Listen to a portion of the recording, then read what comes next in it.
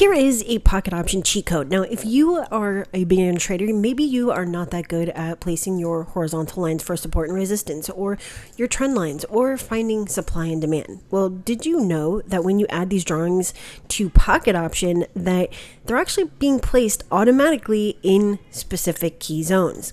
So you see that I just put that horizontal line, a trend line, and this rectangle. That's because this is a zone right here. And you can actually use this to trade.